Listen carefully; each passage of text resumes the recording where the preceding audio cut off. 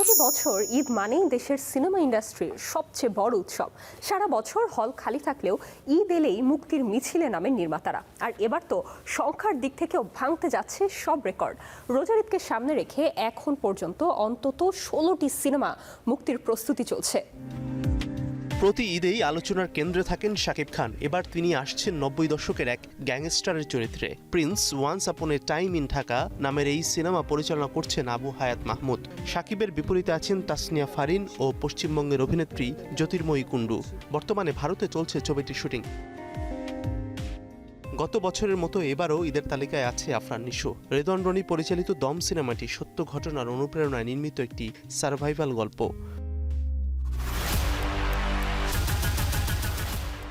শাকিব নিশুর সঙ্গে পাল্লা দিতে ঈদে আসছেন সিয়াম আহমেদ। তার সিনেমা রাক্ষস, পরিচালনায় মেহেদী হাসান হৃদয়। অ্যাকশন ও ভায়োলেন্সে ভরপুর এই সিনেমায় নায়িকা হিসেবে আছেন টালিউডের সুস্মিতা। সাহিত্য নির্ভর সিনেমার তালিকায় রয়েছে তানিম নূর নির্মিত বনলতা এক্সপ্রেস। হুমায়ুন আহমেদের উপন্যাস অবলম্বনে তৈরি এই সিনেমায় চিত্রা চরিত্রে অভিনয় করেছেন সাবিলা নূর।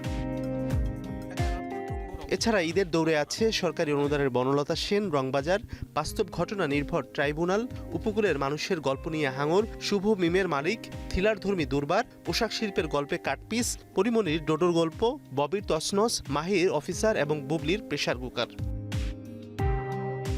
সব মিলিয়ে হল সংকটের এই সময়ে শেষ পর্যন্ত কতগুলো সিনেমা মুক্তি পায় সেটি এখন বড় প্রশ্ন। Mazharul Tamim, star entertainment.